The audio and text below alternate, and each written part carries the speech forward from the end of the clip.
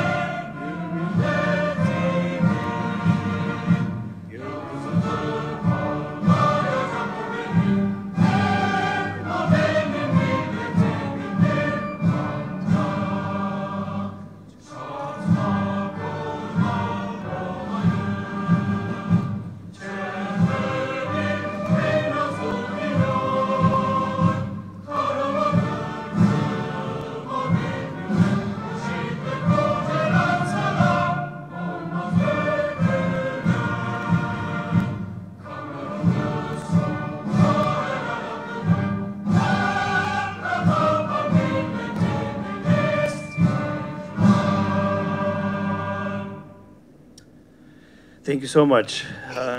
Welcome, brothers and sisters, again.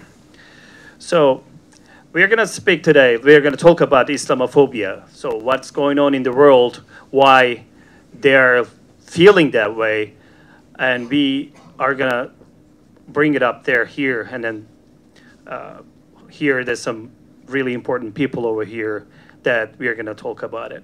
So, technically, you know that in United States, that fear started. I would say there is a milestone. Unfortunately, 9/11, and I would say the TV and all the magazines and everything start blaming about the Islam, which is not true. So it's kind of like, I would say, like COVID and all other stuff. Like whatever people see, they start feeling that way, which some kind of people trying to let them think about that, which is unfortunately not true. And it's not Islam. It's not that they should fear about. So we're going to talk about that, and I would love to invite here at the beginning for the opening Quran, if you don't mind. Şimdi buraya yüksek müsaadenizle ezan okunması için Mehmet Göktepe, Din Hizmetleri Ateşemizi davet etmek istiyorum. Efendim, kendilerine.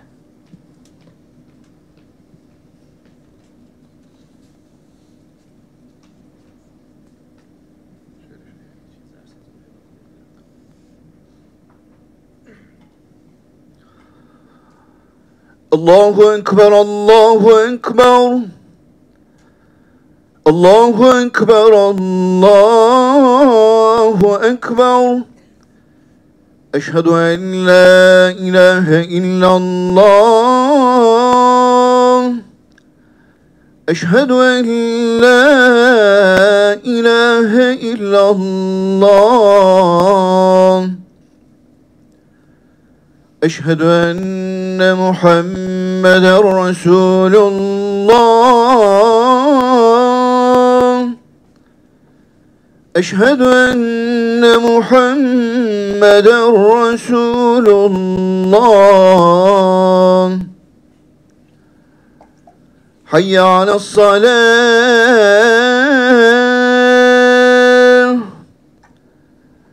حي على الصلاة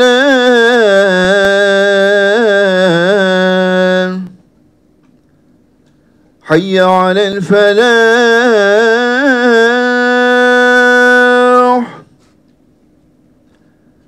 حي على الفلاح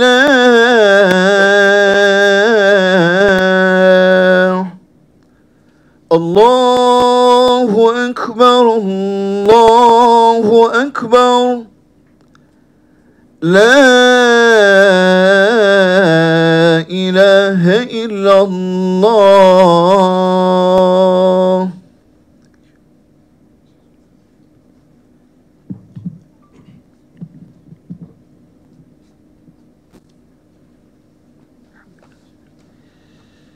Efendim, şimdi Kur'an-ı Kerim tilaveti için Abdullah Ergin, Brooklyn Eyüp Sultan Camii imamını buraya davet ediyorum.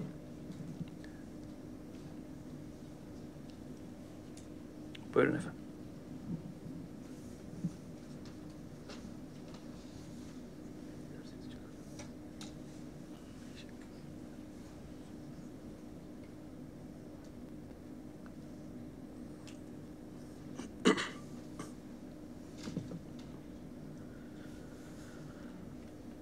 أعوذ بالله من الشيطان الرجيم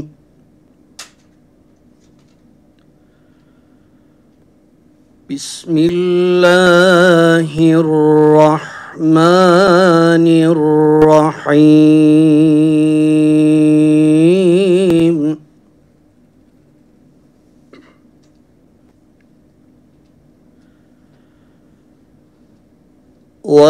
ولله المشرق والمغرب فأينما تولوا فثم وجه الله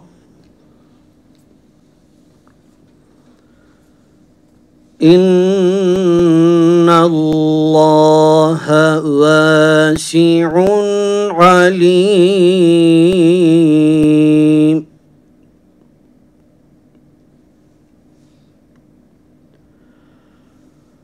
وقالوا اتخذ الله ولدا سبحانه بل له ما في السماوات والأرض كل له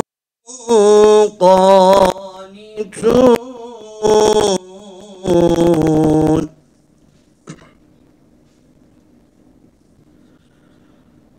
بديع السماوات والأرض وإذا قضى أمرا فإنما يقول له كن فيكون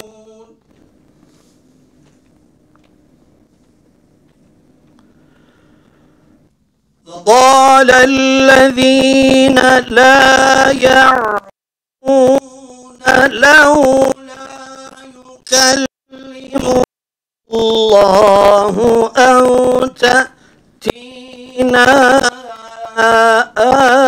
آية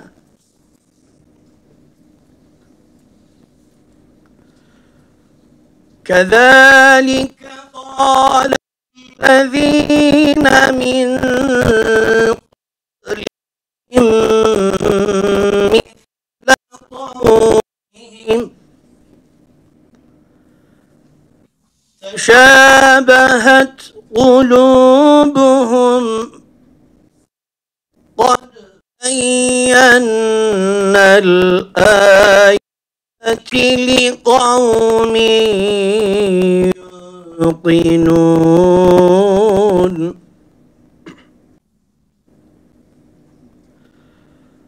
إنا أرسلناك بالحق بشيرا ونذيرا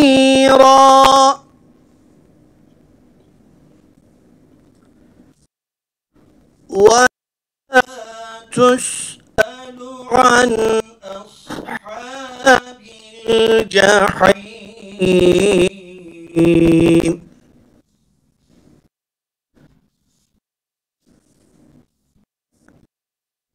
بسم الله الرحمن الرحيم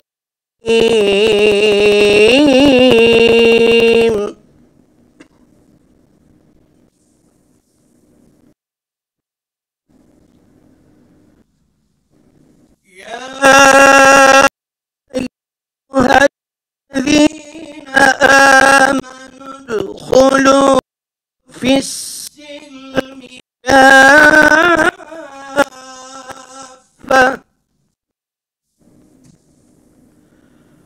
ولا تتبعوا خطوات الشيطان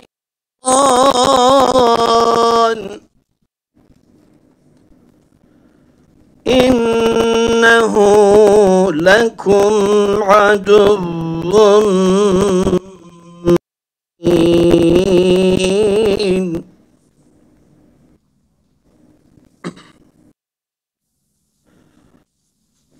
فإن زللتم من بعد ما جاءتكم البينات فاعلموا أن الله عزيز حكيم صدق الله العظيم.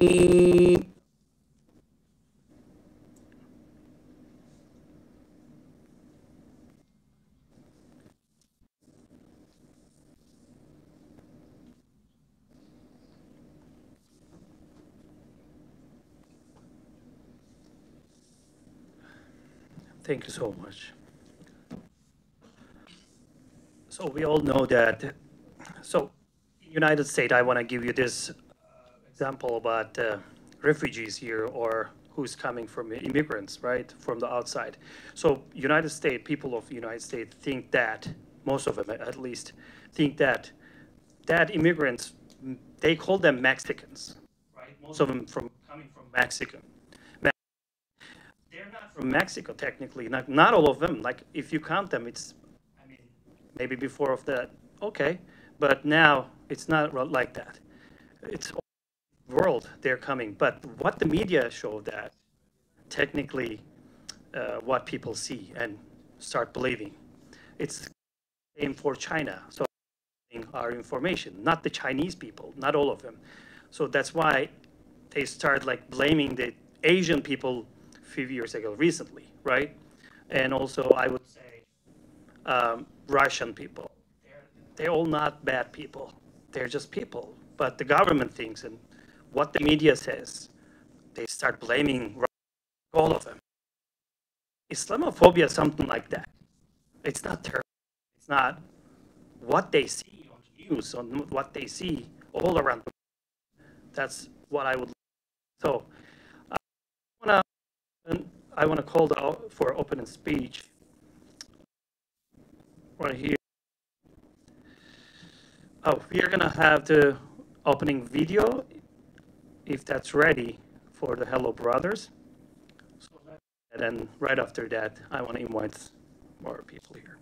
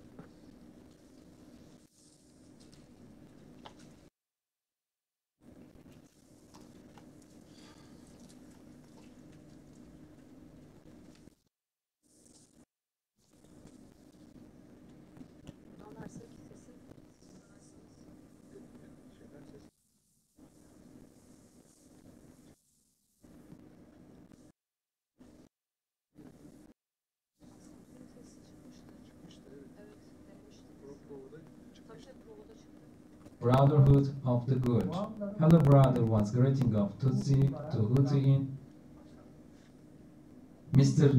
Nadir Rushan, who is our guest of honor and available brother of Daoud Navi, available executives of our press and partner organizations, available participants. Ladies and gentlemen, you all welcome to the World Peace Forum that we as International Knowledge and Perception Association BIDAI organized the third of it within the scope of Hello Brother, the World Peace Symposium.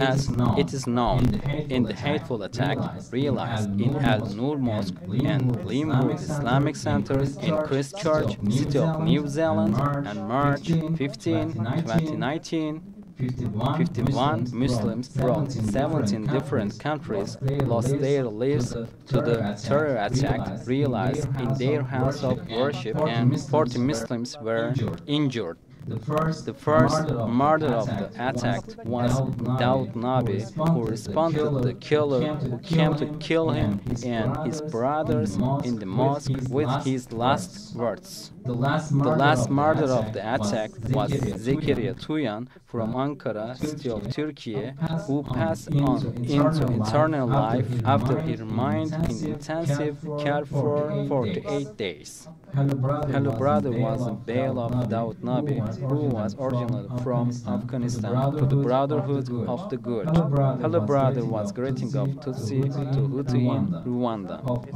Algerians in France, of Muslims to Hindus in India, of Patani Muslims to Thailand.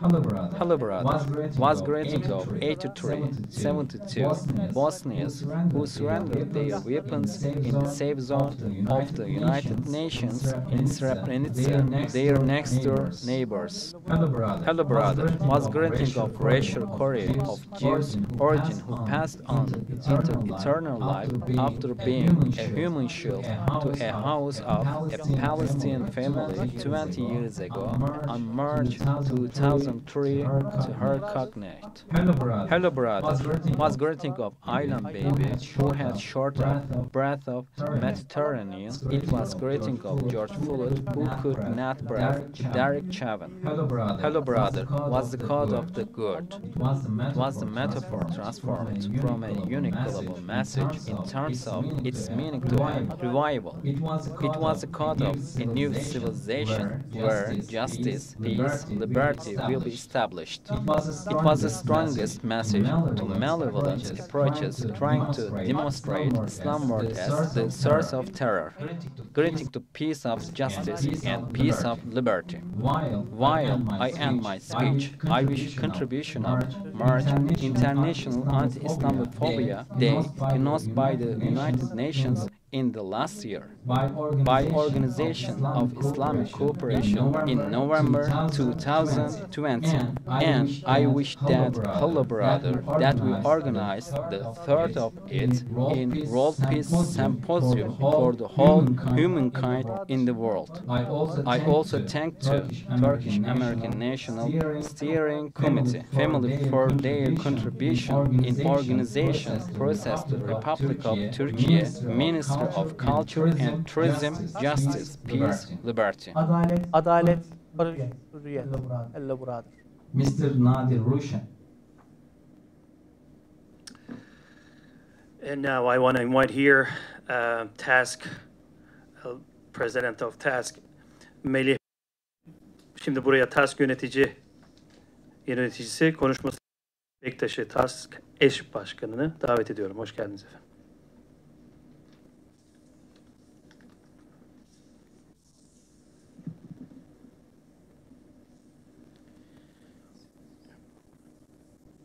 Very much.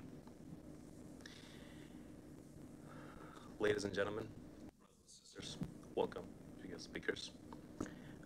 I would like to speak to you today, like you started earlier, about a topic that has been a concern in recent years.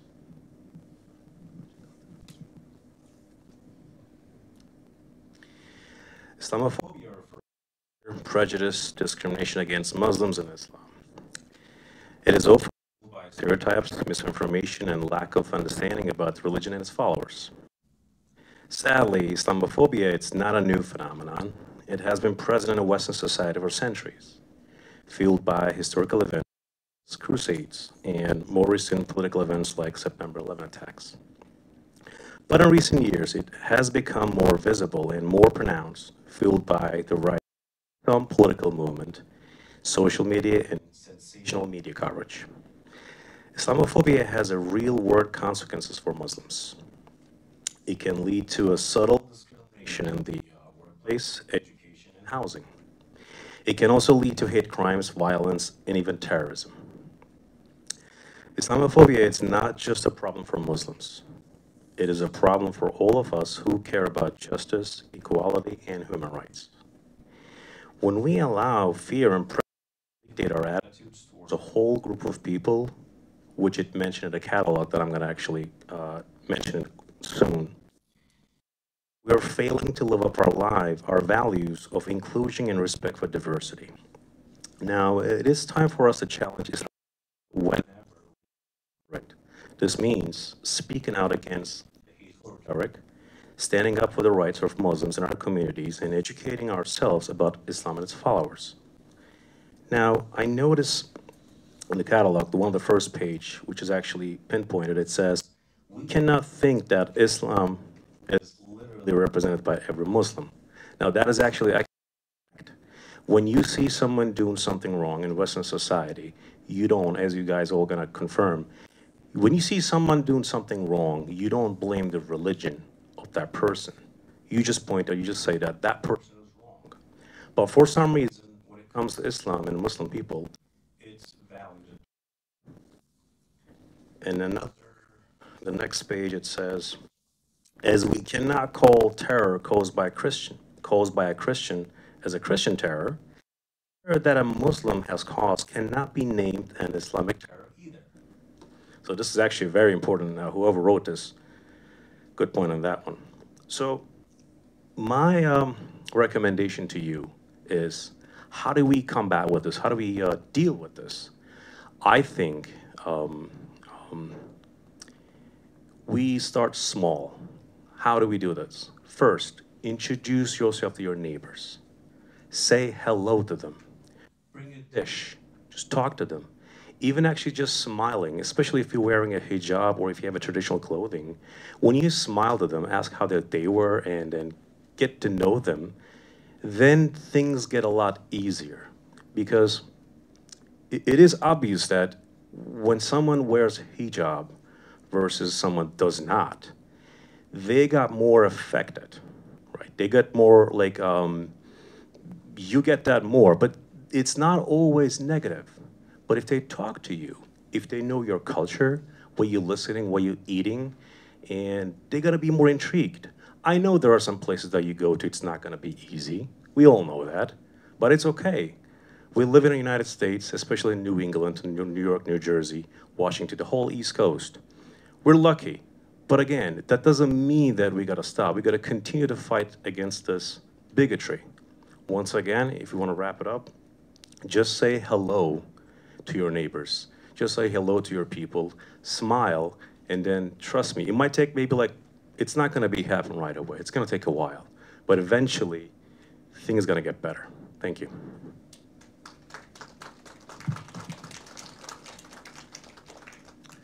I appreciate for your speech as well. Teşekkür ederim. Çok teşekkürler. Şimdi sırada bir bağlantımız olacak. Hemen. Ömer Lütfi Türkmenoğlu şu anda bize online olarak bağlanacak ve uluslararası bilgi şu anda hazır değil. Tamam, peki. So I would like to introduce your... Okay. So I get that. Now we're gonna let our guests over here, I'm gonna let you introduce them as well. They're gonna give us the speech. Şimdi size misafirlerimi tanıtacağım ve onların bu konuyla alakalı görüşlerini dinleyeceğiz. Konuşmalarını inşallah dinleyeceğiz. Efendim aramızda Profesör Doktor Sahar Hamış hanımefendi, Maryland Üniversitesi College Park'tan. Profesör Doktor Halit Beydun, burada yine misafirimiz, Harvard Üniversitesi'nden. Efendim Bilgin Erdoğan, yazar ve manevi rehber kendisi, yine aramızda. Ve Nadir Roshan Nabi. Şimdi burada Yeni Zelanda saldırısı hatırlarsınız. Ne yazık ki 2 camiye saldırı oldu ve oradaki ilk şehidin kendisi kardeşi oluyor. Yani ilk şehidimiz Daud Nabi'nin kardeşi, the brother of Daud Nabi. So I would love to let them speak and hear what they're going to let us share with us. Thank you so much. Please. Thank you so much. I really appreciate that. And I want to thank the organizers of this important event. And I think it's very important that we honor the lives and the memories of those who lost their lives on this very tragic day. And at the same time, remember what that means for all of us, that we should always hold their memories dear and near in our hearts. And at the same time, learn from their own acts of bravery, meeting the killer by saying, hello, brother, which is really the true spirit of Islam, because as we know, the word Islam comes from the word salam, which means peace. Also, I think it's very important that the United Nations is now designating this day, March 15th, as the global day to combat Islamophobia. This is a very important thing that we should really hail and celebrate and be proud of.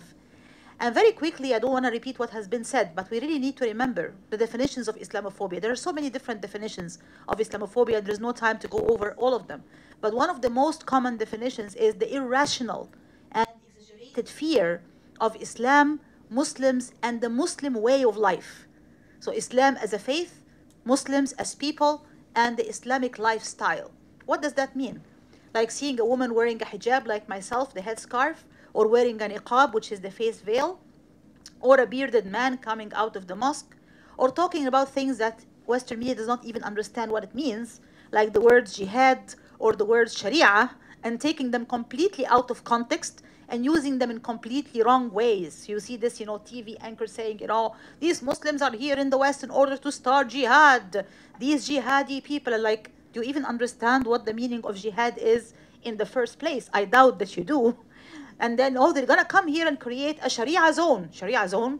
What does that mean? Like we're going to create a small town somewhere and just call it this is a Sharia zone? Do you even understand what the meaning of the word Sharia is in the first place? And of course, the problem is they don't even understand what it means. And there is all of this, really lack of understanding, and all of these really misperceptions. And when we ask what is the cause, the root cause of Islamophobia, again, there are so many different causes and there is no time to go over all of them. But I would say the most important cause is ignorance.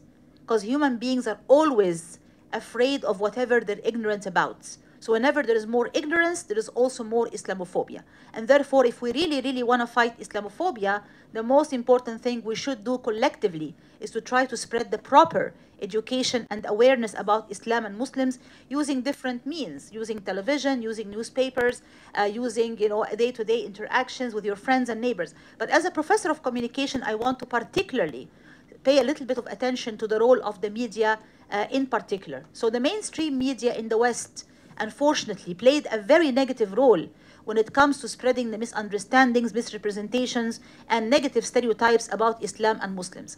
So, for example, if you see an act that has been committed by someone, an act of violence that's committed by a person who happens to be brown-skinned person and has an Arab or a Muslim name, the chance is this person is going to be all over the media, making the headlines in the newspapers, making the breaking news in the news, and is going to get hundreds of times more coverage than if a white average guy called Joe Smith did the very same act of violence or aggression.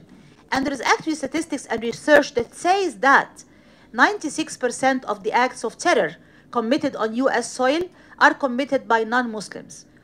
Most cases are committed by white supremacist groups. But is that what we see in the media? Absolutely not. You don't see a talk about white supremacy, although this is the root cause of the sweeping majority of acts of terror committed here in this country, in the United States. What you see is an exaggeration, a deliberate and intentional exaggeration of any act of violence that may be attributed to someone who happens to have an Arab or a Muslim name. This is the role of the mainstream media. What about the social media? The social media became, in my opinion, a double-edged sword effect. Meaning, on one hand, it gave a platform or a chance for many Islamophobes, many haters of Islam and Muslims to start to launch their own campaigns like #BanIslam and others that are very much trying to spread fear and hatred and Islamophobia against Islam and Muslims online. And there are so many examples, again, beyond the time that we have here for this event. But on the other hand, we can also say that social media gave an unprecedented opportunity for Muslims to start counter Islamophobia campaigns. And some of my research has been talking about these campaigns in particular. Again, there are many of them, but Muslim women, Muslim men are starting now to really use the very same tools or the very same weapons which are being used against them to counter these types of hatred and these types of Islamophobia which are being spread online. And let me just wrap up my comments saying that I personally have been affected by some of that Islamophobia online. Just yesterday, I had an event where I was talking about cyber Islam and the reconstruction of Muslim identities. It was an online event. And as I started the talk, we had hackers, people who hacked into the event. And they started to make rude noises and start to make, some kind of distractions and, ugly remarks. And, of course, it kind of made a little bit of disruption and also put me very much, as you can imagine, under stress as a speaker. And that was the second time that I witnessed this kind of incident or event. So it's not a coincidence. The first time was in another major conference. It was face-to-face, but part of it was also live streamed online. And all of a sudden we were hacked, but this time very visually bad pornographic acts. That is not a coincidence. My brothers and sisters in humanity, we are targeted, and targeted in very severe, very serious, and very threatening ways. So just because the event, these two events I'm talking about, the one I was speaking at yesterday and the other one, had the name Islam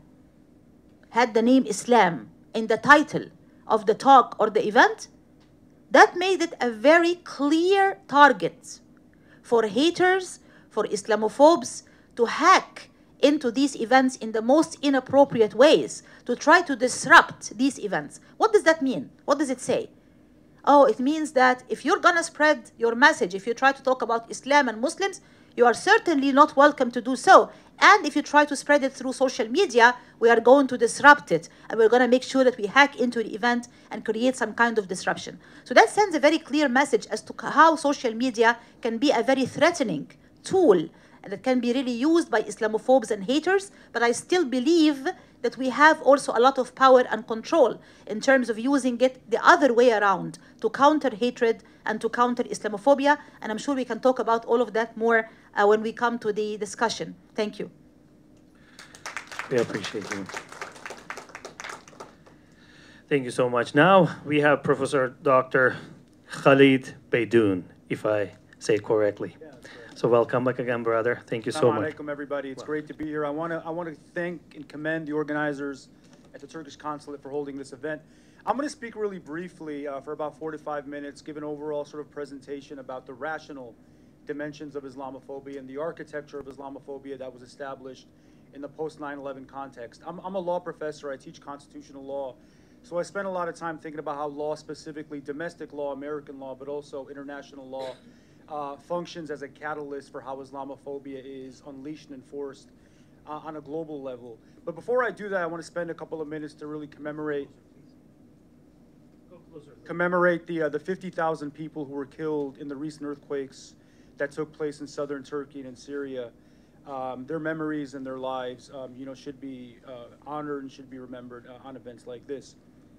Okay, so my colleague Sahar talked about the irrational dimensions of Islamophobia that are propagated and peddled by the media, right? The idea that Islamophobia is a manifestation or an outcome of ignorance, the fact that individuals don't know a lot about what Islam is as a religion, who Muslims are, and what expressions and behaviors of Muslim identity are tied to. But underneath and what's undergirding this irrational dimension of Islamophobia is a very rational intention on the part of governments to propagate this idea that expressions of Muslim identity, that free exercise of religion tied to Islam, is conflated with terrorism, right? And that is essentially the fundamental outcome of the 9/11 terror attacks and the war on terror that followed. And we can look at this architecture of law that was established in the consequence of the war on terror. In the United States, obviously, you had the establishment and the construction of the Department of Homeland Security, an entirely new governmental institution that was tasked with monitoring the activity, monitoring the immigration, monitoring the policing and surveillance of all individuals that were connected to terrorism. And terrorism, again, was defined in line with Muslim identity. In addition to that institutional creation, you had policies like the Patriot Act. You had policies like NSEERS, which functioned as a Muslim registry that was enacted in the post 9/11 context. Fast forward years later, you had programs like NYPD spying on Muslims. Obviously, for those in this city, you know that program really closely, where individual informants were seated in masajid, seated in Muslim student organizations, and things of that nature, essentially looking for individuals who were quote unquote being radicalized, right? And what radicalized means is that individuals who were practicing the religion, who were pious, wore the hijab, wore a beard, observed Ramadan, had some sort of connection to terrorism, right? So you had this architecture of Islamophobia being constructed not only by Republican administrations, the Bush administration, but also progressive and liberal administrations as well. The Obama administration embraced spying on Muslims and established a full-fledged counter-radicalization program on the federal level. The Obama administration, you may know on a transnational level, was incessantly droning countries like Yemen, Somalia, Pakistan, Afghanistan, so on and so forth, under this umbrella that Muslim identity was somehow connected and correlated to terrorism. So, and the reason I say it's rational, right, not irrational in the media context, which is true, but in the governmental and political context, it's rational because what rational means is we're going to construct this idea of terror propensity to further our goals, political goals, economic goals, geopolitical goals, because if Muslims are terrorists, right, on the domestic front, then we can crack down and surveil them within the mosque. If Muslims are terrorists in Iraq, then we can engage and launch a full-fledged war to have access to their oil, right? Rational in the sense that it becomes politically expedient and advantageous to vilify an entire people for the purpose of accessing resources, political gain, and geopolitical influence. And that is the legal architecture of Islamophobia. It's not only happening on a domestic level, but again, a transnational level, and that's why I went ahead and wrote this new book, The New Crusades, which I'll talk about more closely during the Q&A. Right? We see governments across the world, because the United States is a global superpower, emulating the United States, adopting the lexicon and the language of counterterrorism, adopting the policy, adopting the law. That's why in countries like China, for instance, Uyghur Muslims are called terrorists for the rational purpose of persecuting them, cracking down on them for access to their land. Same thing in India, right? We see that with Hindutva supremacy taking place in real time right now in India, where the BJP, the Modi regime, is conflating all Muslim activity in that country, right, under this umbrella of terrorism for the sole purpose of accessing their land, taking over their land, bulldozing their homes, bulldozing masajid, and in place erecting Hindu temples, right? Same story in places like Myanmar, same story in places like France, Sweden, so on and so forth. Here next door in Canada, they passed Bill 21, which is a copycat headscarf ban, emulating the hijab ban that was enacted in France in 2004. So it's key to understand Islamophobia is not just deviant, aberrant activity coming from hate mongers, bigots, media outlets. It's full-fledged, institutionalized political and legal policy that is being enacted and unleashed by governments, right? And specifically, this government, I'm an American, my government, which has constructed this architecture of the war on terror that is being emulated and metastasizing on a global level, which is why Islamophobia today is a transnational and a full-fledged global phenomenon. We appreciate you. Çok teşekkür ederiz. Shukran, Professor Dr. Khalid Baydun. We appreciate that. So now, next, we have Nadir Roshan Nabi, which is who feel that day really closely as well. As I told you before, this is the who first give the first shahada, and he's the brother of him, as Davud Nabi's brother. Şimdi Nadir Roshan Nabi, değerli katılımcımız, Yeni Zelanda cami saldırısının ilk şehidinin kardeşi, şehidimiz Davud Nabi'nin kardeşi, şimdi bize konuşmasını yapacak. Thank you. Assalamu alaikum, brother. Yeah. If you go closer, let me see.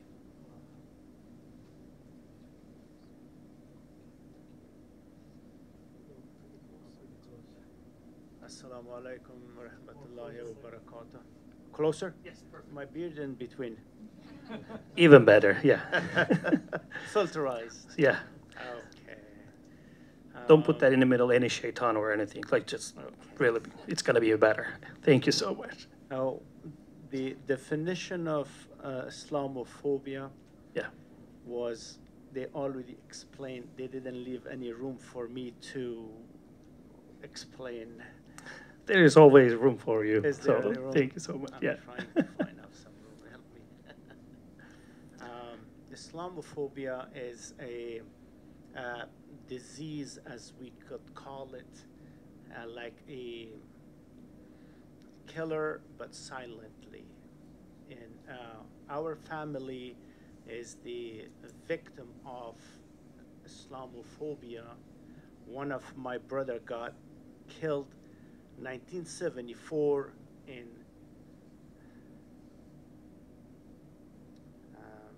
Bangkok, Thailand. He was preaching or teaching Quran. That was first brother.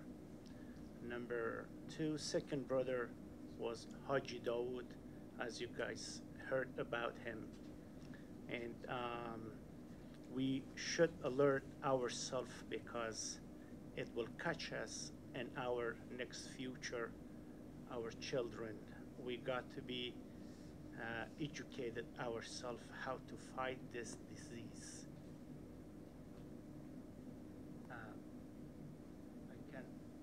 I can apologize for my English and vocabulary. Forgive me, and We are more happy to have you. So there is no need to apologize for that. So we all have different languages and we appreciate your feelings and thoughts. Thank you so much. Efendim kendisine teşekkür ettik ve bazen büyük konuşmalara gerek yok duyguları anlatmak için. Zaten bunları hissedebiliyoruz, yaşayabiliyoruz. Sometimes we don't need to like hear from people that you could understand the feelings. So we understand that more than enough, I believe, if I'm saying correctly. And we appreciate you again. And shukran, and teşekkür ederim. So now the next, Mr. Bilgin Erdoğan, and who's the writer and he's the mentor, right? He's the chaplain. Yeah, chaplain. Bilgin Bey, şu anda Bilgin Erdoğan yazar ve manevi rehber olarak lütfen konuşmanızı bize takdim ederseniz çok seviniriz. Buyurun. Bismillahirrahmanirrahim. First of all, I would like to thank Bilal Foundation and TASC organization for organizing this meaningful program.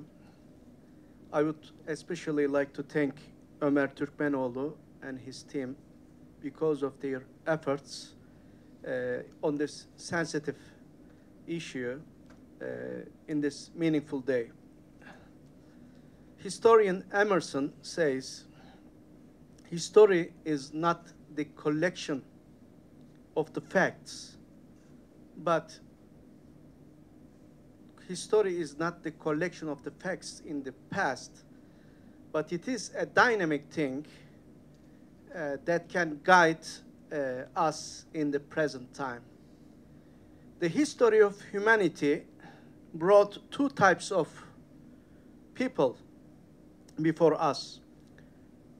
And we know that from scriptures, the people like Abel and the people like Cain.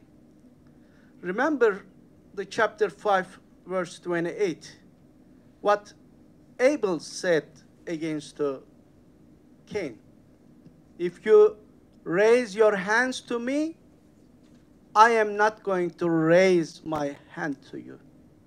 And on March 15, 2019, we had a painful experience.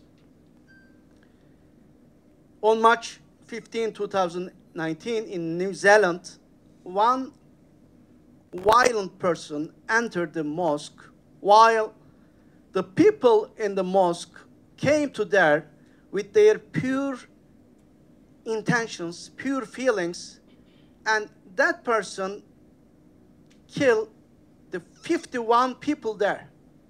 This is one of the most shameful thing that can happen in this year. However,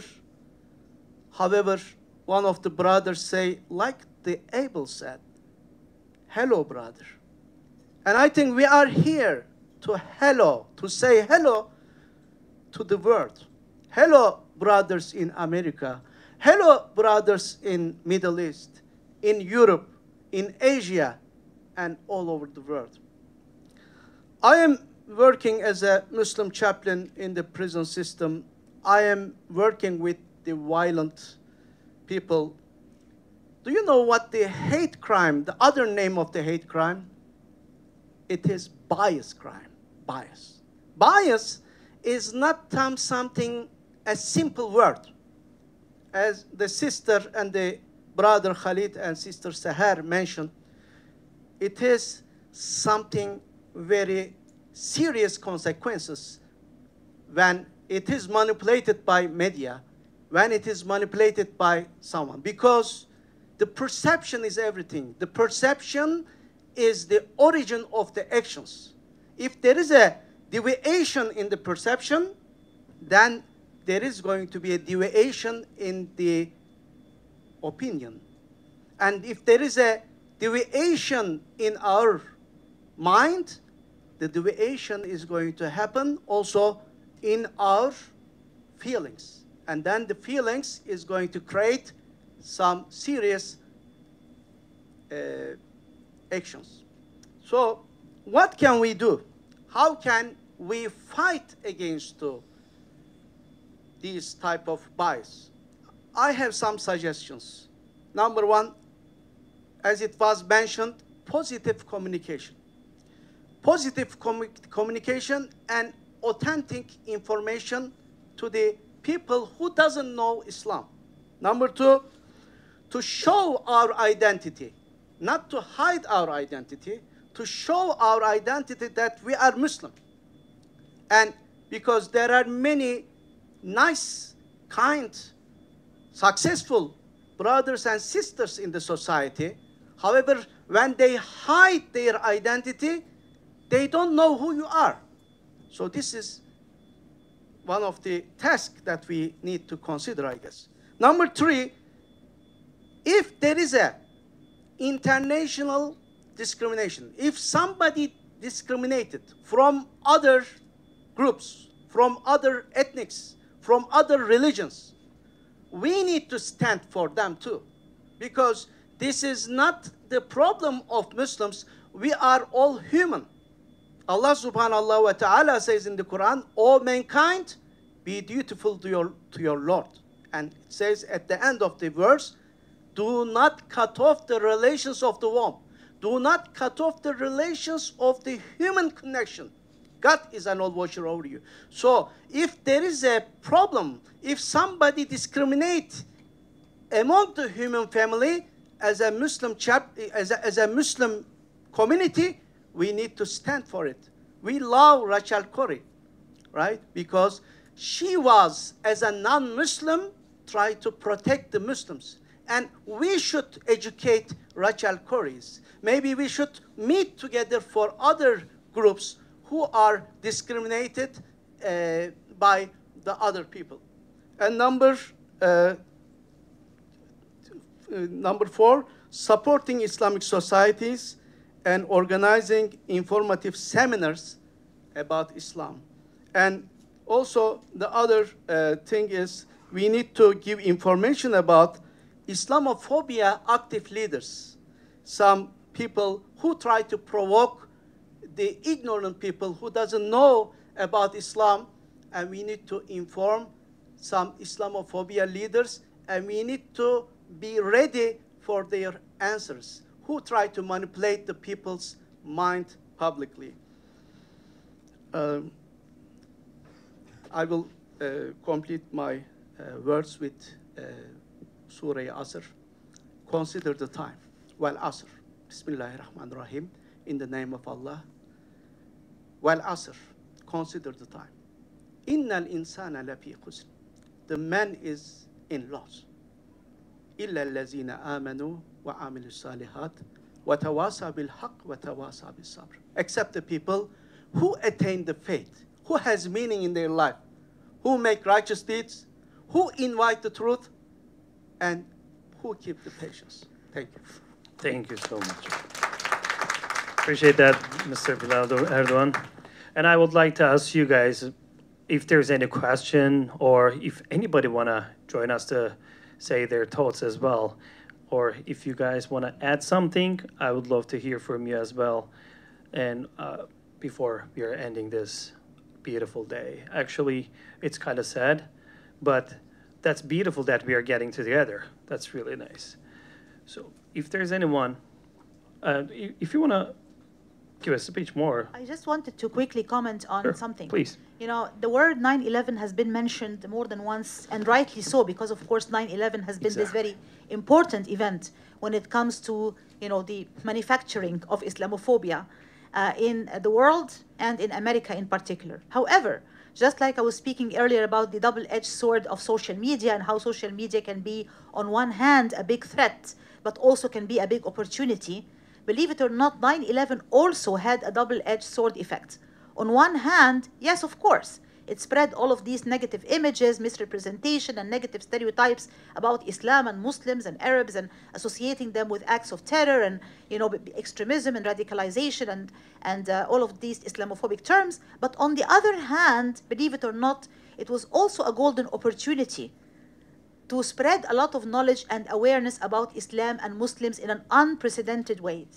A lot of universities started to open centers for Arabic studies, for Islamic studies, for Middle Eastern studies in so many different universities in the West in general and in the United States in particular. I myself was hired under one of these searches. They were looking for an expert in Arab media and Middle Eastern media at the University of Maryland. Of course, the downside of that is that we also had a lot of centers focusing specifically on terrorism studies and terrorism-related studies, which is not necessarily a good way to look at the Muslim world. But it did create this desire for learning more and gaining more awareness and understanding and education, learning the Arabic language and learning more about Islam in an unprecedented way. So sometimes we can see light coming out of darkness and hope coming out of despair, right? And sometimes you can see, you know, we have this kind of, subhanallah, things that look very negative, but then something positive comes out of them. The same thing could be said about social media. Even things like the Muslim travel ban 1 and the Muslim travel ban 2 at the time of former President Trump. It created this kind of momentum of solidarity and support for Muslims in unprecedented ways. We saw people marching out in the streets and raising banners saying, Muslims are our neighbors. They have the right to come to this country. We welcome them in this nation. And we saw this kind of solidarity across the board from people from different racial, ethnic, religious backgrounds, gender backgrounds, you name it. So it really sometimes you can see the light coming at the end of the tunnel. And at the same time, just very quickly, I want to also comment on what Khalid was saying about the manufacturing of Islamophobia, not just at the individual level or even the media level, but also at the very much government level. So we had programs like CVE, Countering Violent Extremism, which was really a very bad program because this program was pretty much, you know, related to the FBI and government funded and top down and did not really engage the grassroots Muslim community in a positive way. The good side is people are now starting to realize how disruptive this program was. And I just was attending a lecture a couple of days ago and the speaker was talking about this program and how it's a good model of community engagement. So I stood up and I said, excuse me, but wait a minute. This program has so many downsides and here is why, 1, 2, 3, 4, 5. So when you hear something which you are not comfortable with, please stand up and make sure to make a point and to voice your opinion and to increase awareness and knowledge about different things, because a lot of people do not know enough about Islam and Muslims, and they just get all of these wrong and terrible images and bad ideas and skewed ideas from the media, which, as we said before, is just sending all of this hatred and all of these bad ideas. And don't forget, there's a huge Islamophobia industry, which unfortunately is funded by hundreds of millions of dollars every year. And this industry is also very true and it's very real. We may not have the same funds in the Muslim community, but we do have the power of something very important. Our young new generation. Most Muslim countries have huge young populations. The sweeping majority are now almost 75% young people. Let's encourage our young men and women not to become just doctors and engineers, as is the case in most of the Arab and Muslim world, but also to become writers, scholars, authors, journalists, media people, and television people. This is very important in countering Islamophobia. Thank you. Appreciate that. I think there's a couple questions over here as well, and or speech more. Is there anyone wanna add something or any questions over there, right there and there? So let's start it here real quick. Assalamu alaikum. First off, thank you so much. You all are excellent. Thank you for TASC and everyone for organizing this event. My name is Ahmed. I'm actually an attorney, so hopefully you add to your list attorneys. We definitely need more of those. I'm with CARE New York. We're a Muslim civil rights and advocacy organization. I was hoping that you all could maybe talk about representation from like a political sense, whether that's a good or a bad thing for our community and how that can kind of be used to maybe tackle Islamophobia. Because I know there's also a double-edged sword to that as well. And Professor Khalid, maybe you could also talk about your book a little bit. I know you mentioned it earlier. Love to hear a little description. Oh yeah, my name is Ahmed. Thank you. If you. Can you guys hear me without the microphone? Yes. I'm from Detroit and I'm really loud. So That's good. I don't need a microphone. Yeah, I'll address a couple of things. So first of all, the double-edged sword of representation, right? So it's a great thing that we see congresswomen, politicians who are, you know, Muslim matriculating into places of high power in a way that is unprecedented. I think that it can be, look, symbolically it's a great thing, right? But I think that we shouldn't have this sort of like savior complex that we assign to these individuals and then revere them when they're coming in. And as soon as they make some sort of misstep or a political position that we disagree with, tear them down, right? They're not messiahs, they're not religious figures, they're not heroes to be lionized. They're politicians who probably have our best interest at heart that we should use as vehicles to push our best interests, right? So I don't like this culture, specifically this cancel culture of canceling our own when they make a misstep. I'll just say that really briefly. So representation is a great thing, but we can't be smitten with the superficial aspects of it and have to use it structurally speaking in ways that benefit Muslim constituencies across the country. It's a democracy. Let's play democracy the way that other communities do and not sort of like purify it with this language of religiosity that complicates things and typically undermines our interests as a broader Muslim milieu. My book, and I have copies of the book, so I'm happy to sell the few copies that I have. The New Crusades, and it's a play on the word crusade because if you recall, for the old people in the room like myself, when President Bush gave this war on terror speech 9 days after the 9/11 terror attacks, he called the war on terror a crusade, right? A crusade for civilization, right? It was imbued with a lot of religious imagery. The West, the Christian West, was going to launch war against the Muslim East, right? So this crusaders imagery and language was directly pierced and penetrated into the way the war on terror was launched. So my book, the general thesis and objective of the book is to say that the American war on terror, right, was exported into countries globally speaking who adopted the language, the lexicon, and the law of the United States to then subsequently persecute and crack down on their Muslim population. So again, I mentioned some of these countries. The book documents various case studies. In China, we all know that the Chinese authoritarian communist regime is cracking down on the indigenous Uyghur Muslim population to the tune of 2 million individuals in concentration camps. And that's only the tip of the iceberg, right? We're celebrating Ramadan 8 days from now. Within those prison camps right now in China, Uyghur Muslims are force-fed pork, they're force-fed alcohol, they're restricted from making their prayers, right? They essentially have to divest themselves from Muslim identity as a consequence of a war on terror adopted by the Chinese government that was perfected and constructed in Washington, D.C., right? If you go to India again, India is the home of the second biggest Muslim population in the world. 220 million Muslims live in India, right? They're indigenous to India.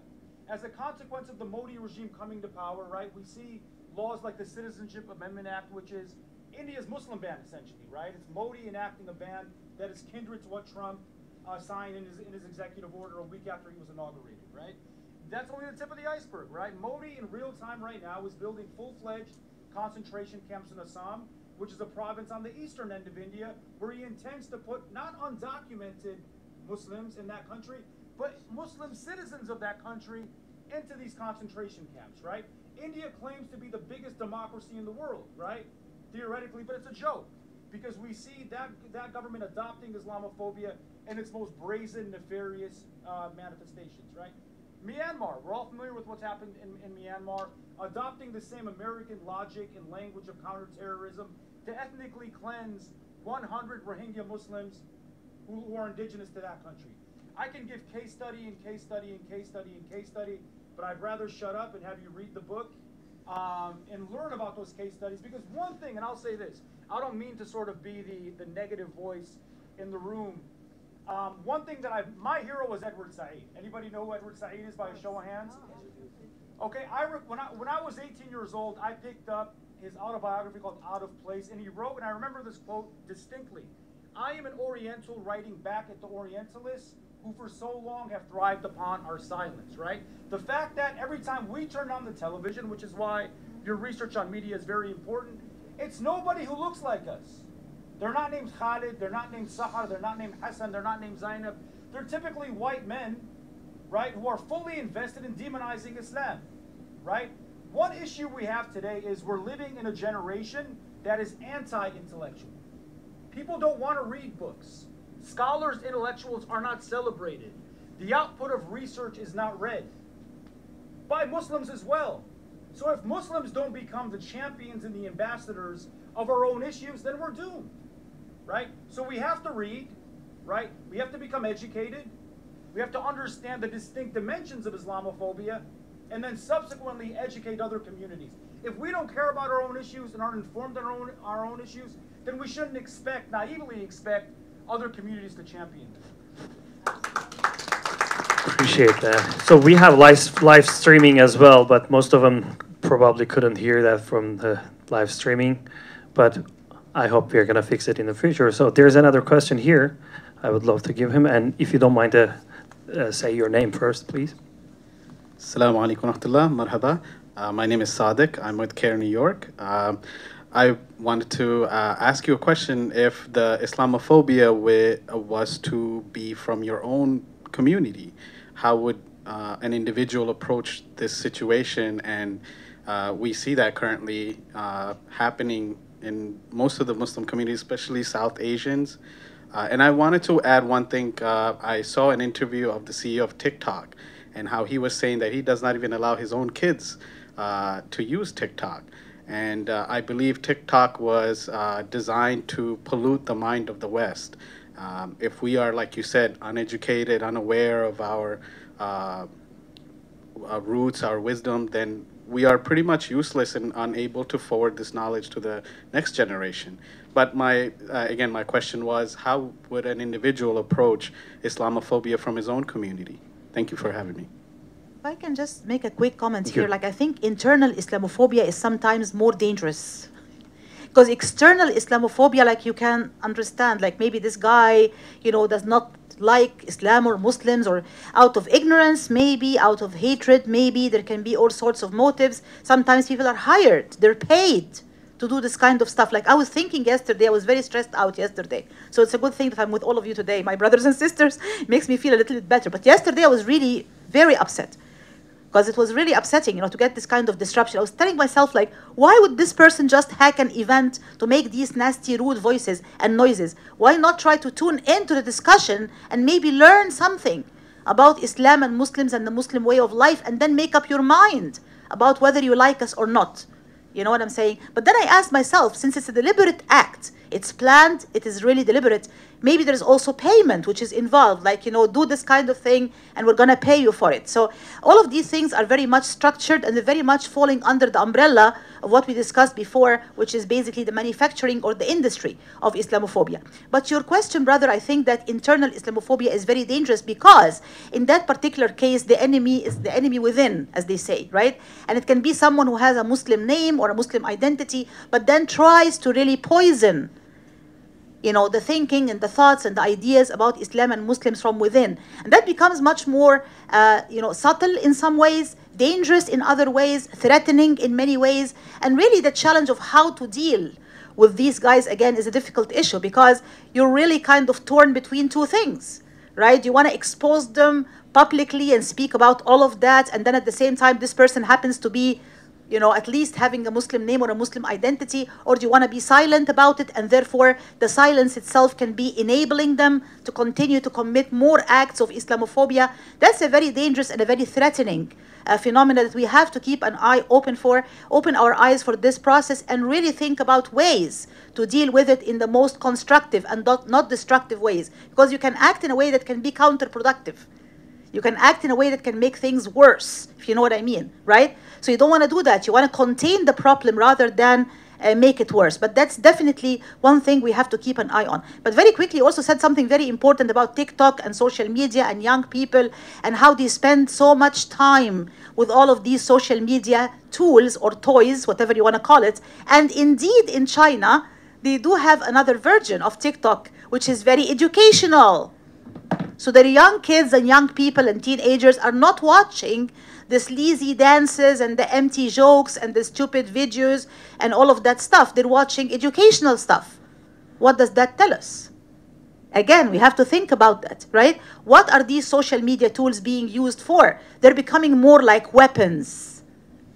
Weapons to build or to destroy. Who is using these weapons and for what purpose?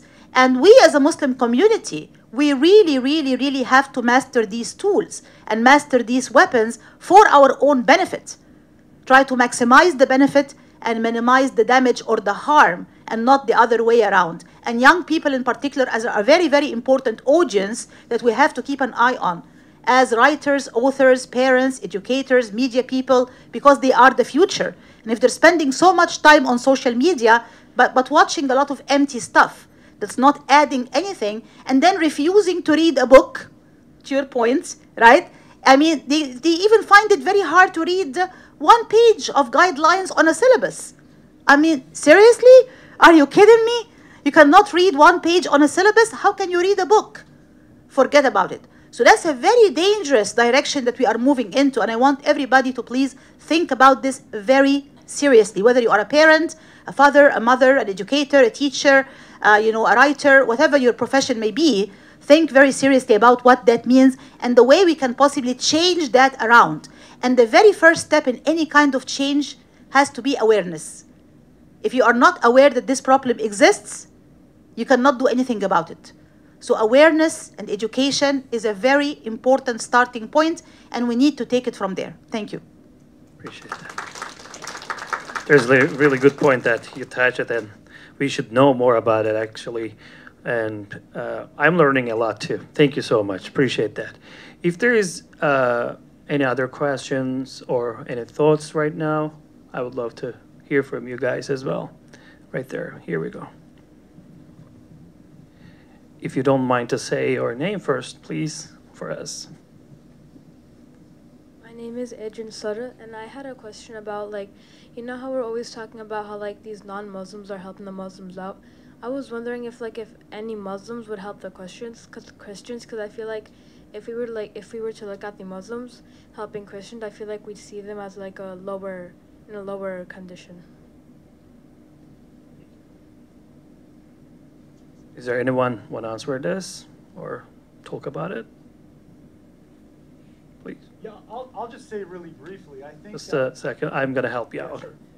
I'll just say really briefly, right? So I think when you make a decision to help somebody out, it shouldn't be based on whether they're the same religion or race or nationality as you, right? That's a really self-serving kind of philanthropy. It's very egotistical to only say that I only want to help Muslims because I'm a Muslim, right? You should help individuals based on humanitarian urgency or need, right? So for instance, I was heartened to see how the world, right, for instance, when these earthquakes happened in Turkey and Syria, rushed to humanitarian aid. And I saw Christians, I saw Jews, I saw Buddhists, atheists, and agnostics, based on humanitarian urgency, helping those individuals. That's the kind of catalyst and impulse that should drive an individual's decision to help or not to help, not whether they're Christian or Muslim or Jewish or whatever it is.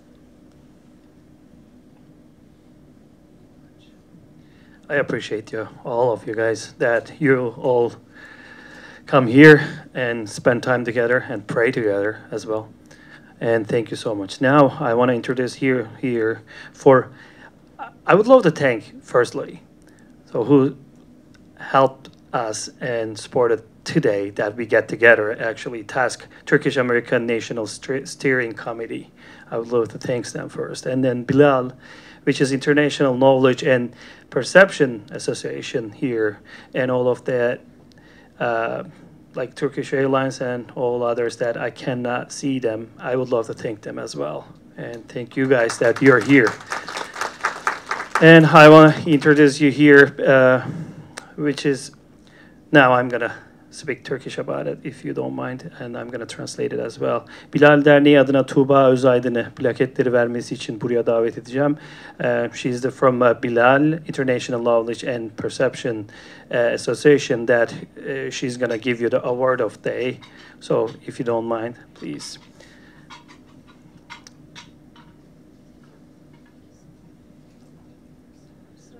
Okay, we are going to, Mrs. Sahar, right here, please. Professor Dr. Mrs. Sahar Khalid, Baden next, right here. Thank you so much.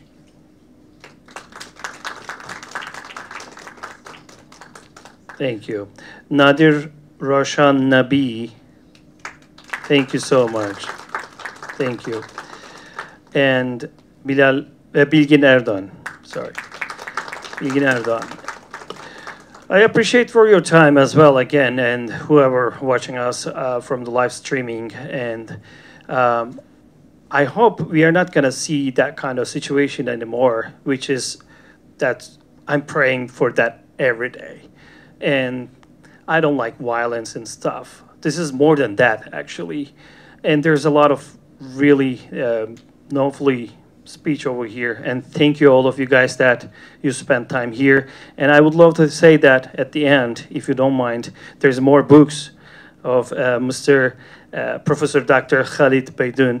If anybody wants and interested that book, I want to show that, if you don't mind, please. Right here, and there's a lot of cases in it, right? We can learn about it. So there's the biggest problem that we don't know what we are believing, to be honest. Like, why we are believing, what we should tell people about it, and all of that stuff. So there is more stuff over here, and we have to learn, like, as Quran says at the beginning, right? Iqra. So just read, like, if you want to know more. That's it. I would love to say that. I don't want to steal your time more about it, and I appreciate that for your time. Thank you so much. Have a nice day. Teşekkür ediyorum. Vaktinize sağlık. Dualarda da buluşalım. İnşallah her zaman buluşuruz. Thank you so much. Have a great day. Bye. Oh, I have copies over here. Greeting to the whole world and all people from Turkey to the United States of America, New York to New Zealand, from Turkey to the United States of America, New York to New Zealand. We plan to be in New York Turk House this year in International Anti-Islamophobia Day.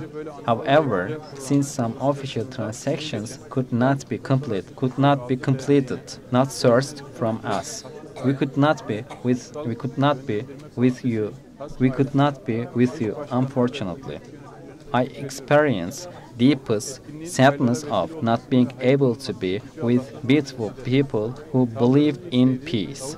First of all, I want to thank the International Knowledge and Perception Association, Bilal, that made a great effort in organization of such a meaningful and beautiful program. Turkish American National Steering Committee, their co-chairman and valuable executives. I wish beneficialness for the activity from my Almighty Allah. I present my greetings and respect to Mr. Nadir Rushan Nabi in the fourth year of the attack, who is available brother of Davut Nabi, the first murder of the attack. the last word of Nabi who brought us together in this activity. Hello, brother, has a nature of a call and manifest for peace.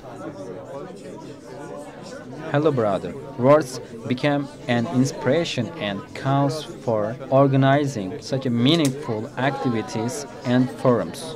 Hello, brother. The World Peace Symposium was held in Sarajevo under the pandemic conditions on 15/3/2021. The World Peace Symposium that was organized in Hacı Bayram University in Ankara in the last year with participation of scientific, noticed and experienced persons was held under the World Peace Symposium format. Hello, brother, are the words providing confidence to everyone and unifying words for all the people. Exactly 4 years ago, in the wild attack made to Al Noor Mosque in Christchurch in New Zealand on 15/3/2009, 51 people from 17 different nations were martyrized, including my brother Zakaria Tuyan, and there were dozens of injured persons. Christchurch is the city where the sun shines first in the world, where the day begins first, and where praying time comes first. It is the southernmost settlement in the world where there is life. When the terrorists planned this attack, he made it by taking this into consideration and realized this wild attack. Since the first moment when this attack was realized, our state, our President Recep Tayyip Erdoğan, our Deputy President Fuat Oktay, our Foreign Affairs Minister Mevlüt Çavuşoğlu, our Religious Affairs President Ali Erbaş, and other state officials paid attention on this attack, and they made great contributions and supports by going to New Zealand, where it's placed 20,000 kilometers away. It demonstrated that Turkey pays attention to the whole world and tries to support all agree with people and stands with agree with people. My brother was born in 1972 in Ankara. He had a good education and he has been working in New Zealand as an electronic engineer for 8 years. He had 2 little sons. He was heavily injured with 2 bullets in cold blood during Friday prayer on 15/3/2019. After he remained in intensive care for 49 days, he passed on into eternal life again in the night connecting Thursday to Friday. My brother has a very beautiful moral and he was a very hard worker man. He tried to be helpful to everyone. He was talented, skillful and a valuable person who had no bad habit. However, he left us to that malicious attack made by a dastard terrorist. I miss my brother a lot. He was a brother, a father, and a good friend to me. He was a person who had very beautiful touches in my life and made great efforts in my life. After he is gone, there has been big gaps and deficiencies in my life. His children are fatherless now. It has been 4 years since he passed away. However, the pain is still fresh and keeps growing. My brother was 51 and the last martyr of that attack. As a result of my brother's request, his body was brought to Turkey with the support of our state and buried in Ankara in his hometown. As International Anti-Islamophobia Day by the United Nations on March 2022 and by Islamic Cooperation Association in November 2022. Therefore, in order not to forget attacks and genocides with regard to March 10 International Anti-Islamophobia Day, there should be activities, programs, symposiums, movies, TV shows, documentaries, theatres, and similar ones be organized. We know the words of wise King Aliya İzzet Begovic, who took notes in the history by saying that don't forget the genocide, since a forgotten genocide is repeated. In this sense, I find all organizations meaningful realized with a good will in fighting evil. While ending my words, I wish to live in a world where brotherhood comes into prominence, where people live in peace and happily.